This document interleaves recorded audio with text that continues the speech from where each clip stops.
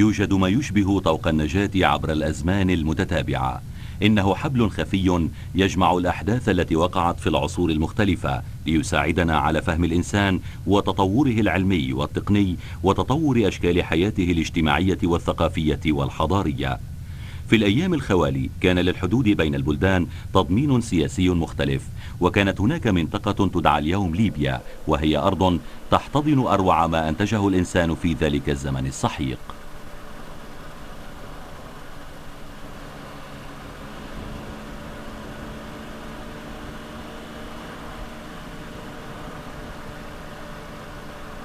ليبيا هي رابع أكبر دولة في أفريقيا من حيث المساحة، يغطي معظم أراضيها جزء من أكبر صحراء في العالم، ألا وهي الصحراء الكبرى التي تبلغ مساحتها 9 ملايين كيلومتر مربع من الرمال والصخور.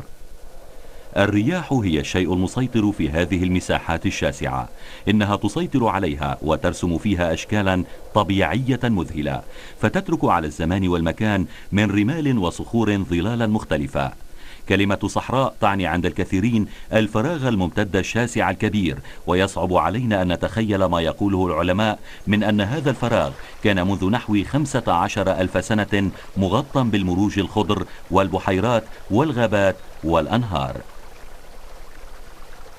يدعى هذا الجزء من الصحراء تادرات أكاكوس، وهو يبعد 13 ألف كيلومتر جنوب الساحل الشمالي على الحدود الغربية مع الجزائر. تختلف طبيعة هذه الأرض، فهي في بعض الأماكن ملأى بجبال الرمل وتدعى أرضا، وفي أماكن أخرى تكون سهولا منبسطة تحوي بعض الصخور التي نحتتها الرياح.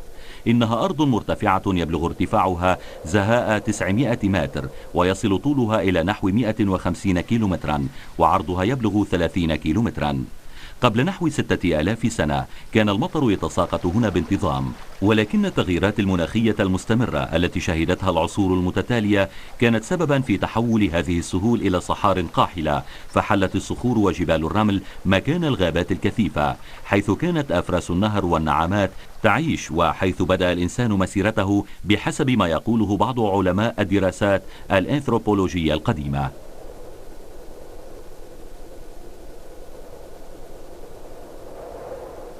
في هذا العالم القاحل العدائي والخالي من الحياة، يكفي أن تسقط بضع قطرات من المطر لتنمو النباتات وتعيش بعض الحيوانات التي تأقلمت بفضل الله تعالى بشكل مذهل مع ظروف الصحراء القاسية. لقد فرغ زوجان من عضاءات أجاميدي المبهرجة الألوان من إعادة شحن أنفسهما بالطاقة من خلال أشعة الشمس، والآن وبعد أن وصلت درجة حرارة هذه العضاء إلى المعدل المناسب تنتظر اقتراب حشرة ما. هذه العضاءات قادرة على تغيير لونها، وهي تمضي ساعات طوالا بين شقوق الصخور. بين نهاية العهد البيلوستوني وبداية عهد الزيتون سجل الإنسان وجوده بطرائق إيحائية خيالية، فعلى صخور هذه المنطقة لا يزال في مقدورنا أن نرى إشارات خطها أشخاص لا يجيدون الكتابة، وقد تعلموا أن يتحدثوا عن حياتهم من خلال الرسوم والأشكال والتصاميم. لقد كشف علماء الآثار وعلماء الدراسات القديمة بعض حلول هذه الألغاز، وكان من بين هؤلاء الإيطالي فابريزيو موري الذي أسس بعد 40 سنة من الدراسة هذا المتحف الطبيعي المدهش. تعود هذه التصاميم إلى المرحلة التي سميت مرحلة السهل العشبي الواسع، أي إلى ما قبل نحو 100 ألف سنة، وهي عبارة عن أشكال أشياء رسمها الصيادون الذين كانوا يصطادون حيوانات ضخمة موجودة الآن في المناطق الاستوائية.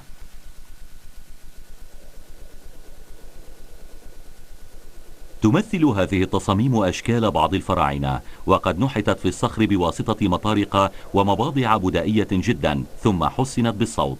كلها تقنيات تتطلب كثيرا من الوقت وقدرات هائلة، والأهم من هذا كله تتطلب إدراكا مباشرا للموضوع. كانت الفيلة وأفراس النهر والزرافات ونوع منقرض من الجواميس يدعى بوبالوس أنتيكوس تعيش في هذه الأرض في زمن هؤلاء الناس الأوائل الذين جسدوا أشكال الطبيعة بشكل مذهل.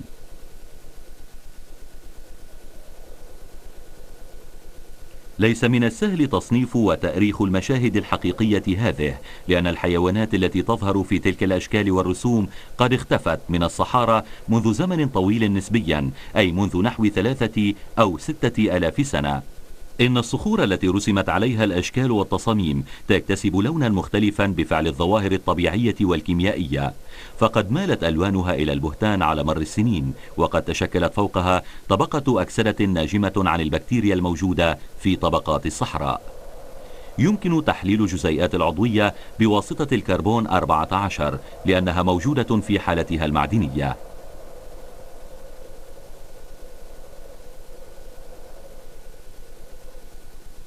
هذه الحيوانات كلها تجلت في أشكال وتصاميم رسمت على صخور ضخمة موجودة في العراء، وقد اختلطت سطوحها التي تحمل مواضيع ومشاهد مختلفة.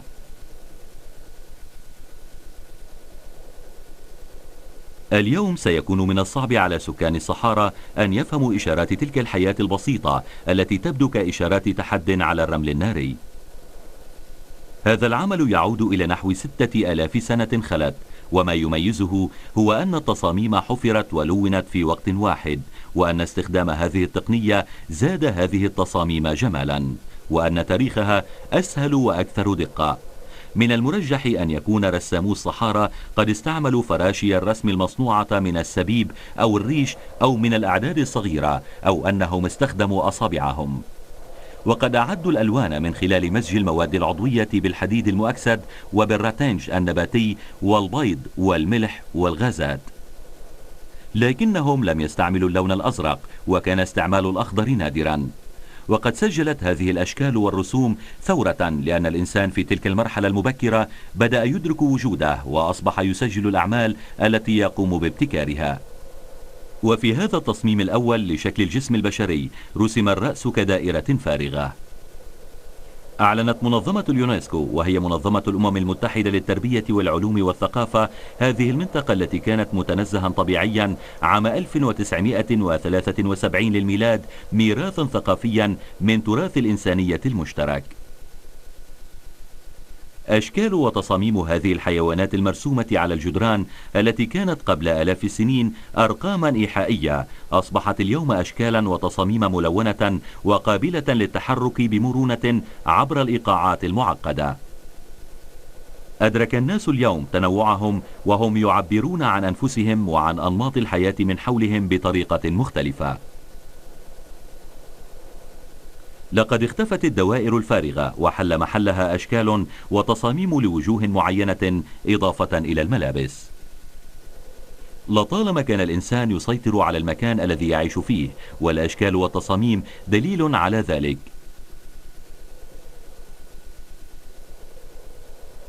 لقد غطت الصحراء الأفريقية خلال 4000 سنة الماضية مساحة كبيرة من الأشكال والتصاميم والنقوش والرسوم ومحتها، ولكن المناخ الجاف الذي يحتمل والرمال والرياح حافظت على بعض تلك النقوش المتبقية.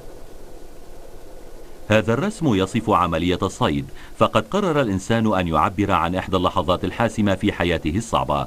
إنه يجسد الكمين والعمل الشاق والصراع مع الفريسة، ويجسد أيضا استعمال الحيوانات الأليفة القديمة المدربة على المساعدة في الصيد.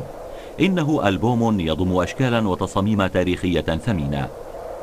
هذه الآثار بقايا المأوى المؤقت لقوافل البدو الذين طوروا ببطء تقنيات الصيد وتعلموا تربية هذه الحيوانات.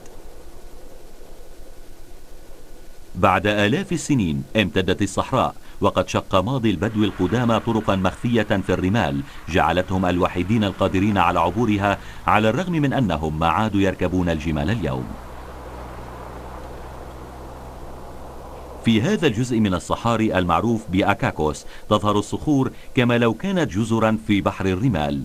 منذ 6000 سنة تغير الوضع مجددا، وأصبحت الصحراء قليلة الرطوبة، وما لبث أن اختفى الصيادون وكذلك الحيوانات الكبيرة التي تحتاج إلى كمية كبيرة من الماء للبقاء على قيد الحياة. لذا تشهد هذه الأشكال والتصاميم والرسوم على وجود الرعاة وأصحاب المزارع، وقد أصبح عدد هذه الأشكال والتصاميم والرسوم أكبر وأكثر دقة. إن الأشكال والتصاميم في كهف يوان إيميل الشهير تظهر العمال في الحقول.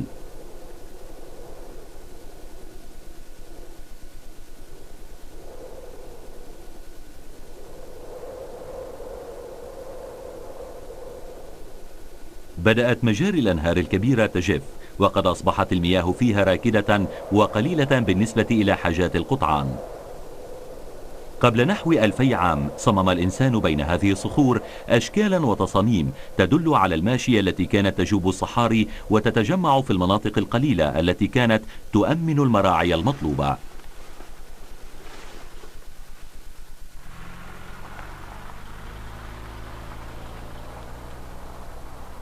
ومع مرور الوقت أصبحت قبائل الطوارق وهم سكان هذه الصحاري القدماء حماة هذه الأسرار الموجودة بين الصخور. ومنذ زمن الإمبراطورية الرومانية إلى مجيء الغزاة الإنجليز والألمان وحتى الاستعمار الإيطالي كان على الغرباء التعامل مع الناس الزرق، وكانوا يعرفون من لون ثيابهم الأصلي. لا تزال البوادر والأقداح الموجودة كما كانت، وكان الزمان قد توقف في الصحراء.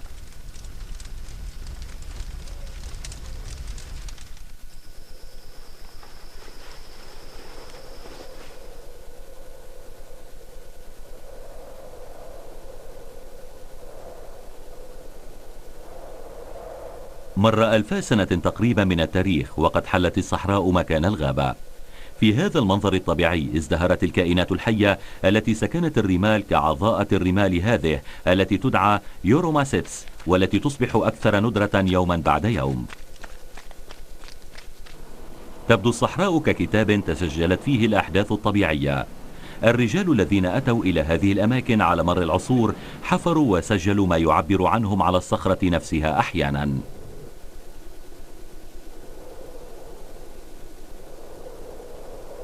من الممكن حتى في يومنا هذا أن نتصفح أوراق العصور القديمة من خلال صفحات هذه الصخور التي تخبرنا كيف كان أهل عصر ما قبل التاريخ يعبرون عن عالمهم المتغير باستمرار. تحولت هذه المنطقة من مناخ استوائي حار ورطب وغني بالمياه والصيادين إلى مناخ أقل رطوبة شهد تحولا دقيقا في الفصول التي كانت سببا في وجود عدد من المراعي، ثم تحولت إلى صحراء جافة لا تحوي إلا الرمال والصخور. إن النقوش القديمة قاسية وضرورية، فقد أتى الرومان وجلبوا إلى الصحراء جمل أدرومادري. الآن يعمل البدو في هذا المجال للتسلية أكثر منه لدواع فنية.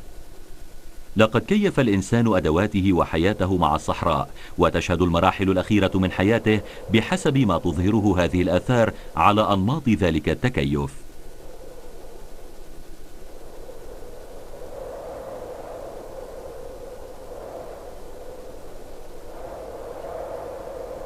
هذا المناخ الجاف والقاحل الذي يصعب معه جدا وجود حياة غنية حافظ حقبا طويلة على هذه الأشكال والتصاميم والنقوش التي تعود إلى عصور ما قبل التاريخ. نقوش عاشت بين هذه الصخور لتحافظ على عواطف فناني الزمن السحيق الماضي. بسبب طريق القوافل القديم أصبحت الصحراء نقطة التقاء بين أفريقيا السوداء وأفريقيا العربية المتوسطية، وتشهد على ذلك القرى 45 الموجودة في الواحة وإنتيريا ومدن الموانئ العتيقة الشهيرة التي بناها الفينيقيون والإغريق والرومان على سواحل البحر الأبيض المتوسط. ثمة مثال واضح على الفن المعماري الروماني، إنها آثار مدينة ليبتسمانيا التي تنتصب في صمت رهيب على بعد 120 ميلا من طرابلس الغرب. تعتبر مدينة ليبتس أحد أشهر المواقع التاريخية الرومانية القديمة على المتوسط، وقد كانت ميناء فينيقيا منذ نحو 1000 عام قبل الميلاد، فهي تتمتع بموقع جغرافي ممتاز. تم ذكرها أول مرة في التاريخ ومذ بدأت تدافع عن نفسها ضد الإغريق.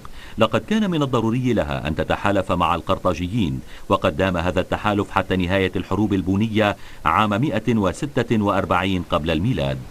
وعلى الرغم من تدمير الرومان قرطاجة فقد بقيت المدينة مستقلة، وقد ظل الحكم فيها مستقلا تحت مظلة تحالف مع روما.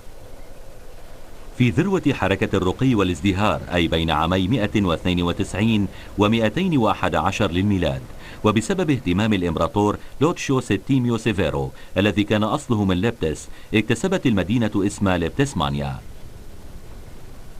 وعلى تقاطع الطرق بين شارعين رئيسين بنى الكاردو ودوكومانو وقوس النصر في بيانتا كوادراتا احتفالا بانتصارات الإمبراطور. وقد استخدم المصممون الرومان الفن الهندسي البني وضخموه وجملوه.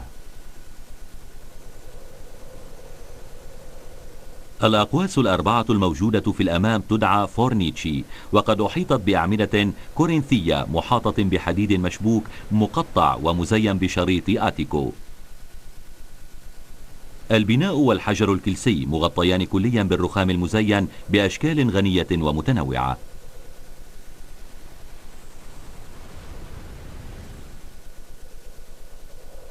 تتجلى أناقة الصناعة والبحث في كل عنصر تزييني. من هذه القوس بالتحديد تبدأ الطريق الطويلة نحو الصحراء، وعلى مسافة قصيرة لا تزال الحمامات البخارية قائمة. لقد بنى هذه الحمامات الإمبراطور أدريانو. إنها تحوي غرفتين لتبديل الملابس وصالة جيمنازيوم بيضاوية واسعة. وأهم صفات هذه الحمامات مقاعد الرخام الثمينة التي يبعد الواحد منها مترا عن الآخر. هنا كان الناس يسترخون ويتحدث بعضهم إلى بعض قبل النزول في الماء. كانت الغرف مزينة بأعمدة رخامية جميلة نالت إعجاب الجميع واستحسانهم. منذ القرن الثاني قبل الميلاد بدأت المدينة تغتني، مع أن أنهار الذهب كانت تتدفق في ليبتسمانيا، وبسبب التجارة والعائلة صاحبة النفوذ الأكبر كان الذهب يصرف بحرية في المدينة. في السوق القديمة لا تزال بقايا تابابي موجودة. إنها بقايا الدكاكين والمحال التي تشهد على العمل الجماعي المميز. كانت السلع تعرض على أكشاك رخامية موضوعة على ركائز أشبه بمنحوتات تجسد أبا الهول أو الدلافين. لقد اهتم النحاتون المتخصصون في ذلك الوقت بالأشغال العامة، ولا تزال بعض أنظمة القياس المبتكرة مرئية على الجدران. أكمل بناء السوق المؤلف من مبنيين دائريين مسقوفين في العهد السافيري. ففي هذا العصر اكتسبت المدينة هندسة مدنية جديدة، وتم بناء مبان جديدة تضاهي مباني روما الشهيرة. من بين هذه المباني مبنى المنتدى الإمبراطوري المزين ببعض المنحوتات الضخمة، وقد بات رمز الهندسة المعمارية في ليبيا القديمة. لقد استقر في ليبتسمانيا زهاء 80,000 نسمة.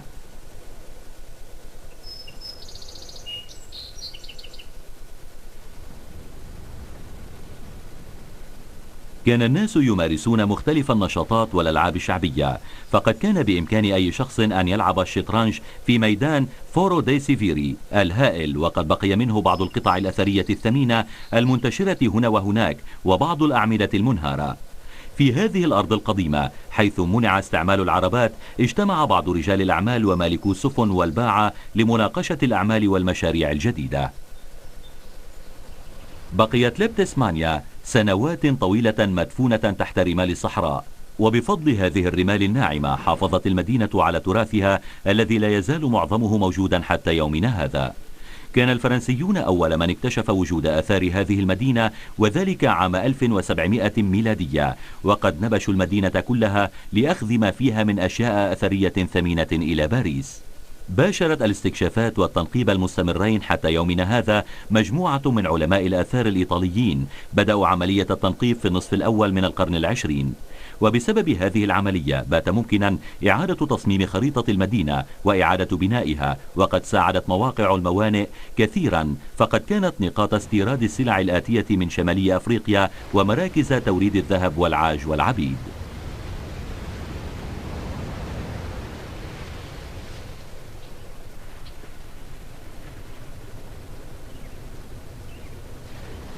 دمر الميناء الأصلي لمدينة ليبتسمانيا خلال محاولات توسيعه، وبسبب التيارات البحرية كانت الأرصفة حيث ترسو السفن الكبيرة تمتلئ بالرمال، ما أوجب نقل السفن إلى أماكن أخرى.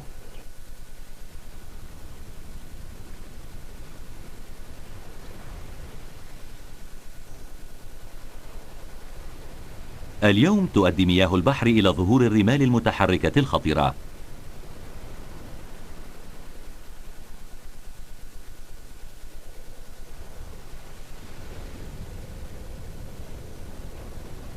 بنى تجار لبتسمانيا الأغنياء مساكن عديدة وفخمة على طول الساحل قرب المدينة. أحد هذه المساكن فيلا سيلين التي اكتشفت عام 74 ميلاديا وتعود إلى القرن الثاني للميلاد. لقد أعيد بناء حديقتها الرائعة فأصبحت كما كانت عليه تقريبا في ذلك الوقت البعيد.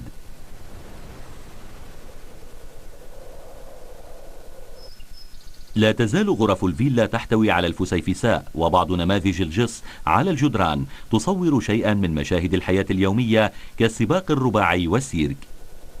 كانت الأحجار رقيقة جدا فتبدو كأنها نماذج الفسيفساء الجصية. لقد نفذ هذه التصاميم فنانون محليون يعتقد أنهم تعلموا هذه التقنيات في أماكن أخرى. ترمز هذه الفسيفساء إلى مرور الوقت. تم أيضا تزيين المساحات الفارغة حول الحمام المركزي بأشكال الفسيفساء، وأكثرها إيحاء تلك التي تبدو على شكل بساط صممت عليه مشاهد خيالية أسطورية كالصراع مع وحش بحري أو إعدام بواسطة ثور.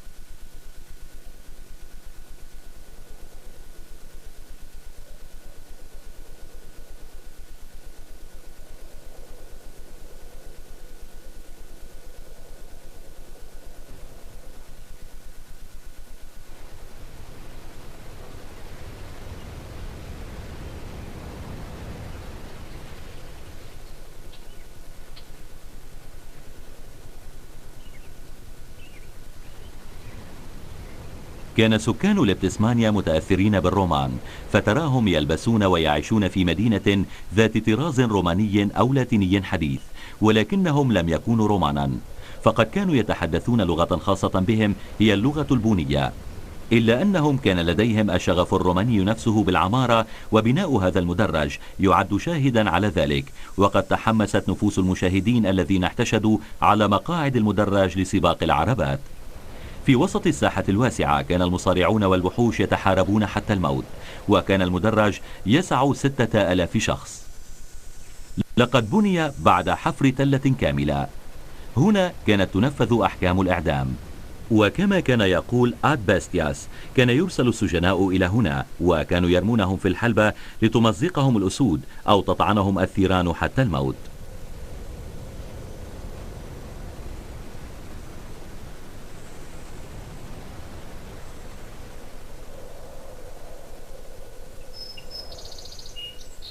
وبسبب مراعاة شعور المشاهدين لدى رؤية عروض العنف أضيفت أشكال أخرى من الترفيه، فقد أهدت عائلة تابابي سكان المدينة إضافة إلى السوق مسرحا كبيرا بين القرنين الأول والثاني للميلاد.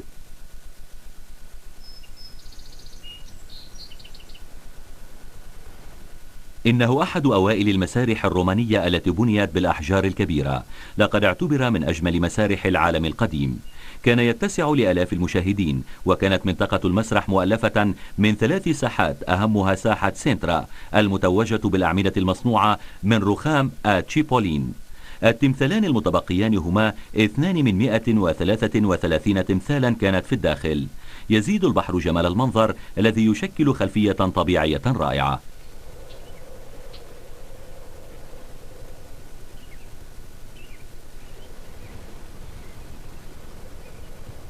نجت المدينة من الكثير من الزلازل التي ضربتها ومن غزو المخربين الأستوريين ومن فترة حكم البيزنطيين، لكنها بدأت تضعف منذ القرن السابع للميلاد، ثم خلت تماما من السكان في القرن العاشر الميلادي.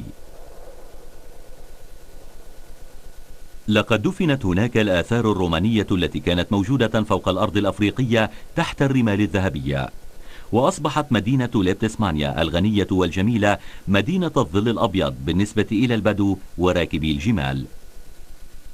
كانت الرخاميات والمنحوتات التي تدهش الزوار تظهر وتختفي تحت ضياء القمر الشاحب. كانت جبال الرمل تغطيها ثم تعود الرياح لتكنس الرمال عنها فتظهر من جديد. وقد أعلنت اليونسكو أن 80% من المدينة لا تزال مدفونة تحت الرمال بما فيها من رخام وألغاز.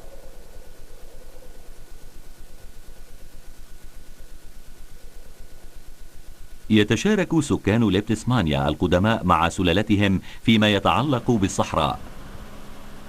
إنه خيط غير مرئي رافق الإنسان مذ سكن الغابات الغنية بالحياة، وقد شكل مصدر إلهام لكل من شارك في هذه الإنتاجات والتصاميم الفنية الأولى.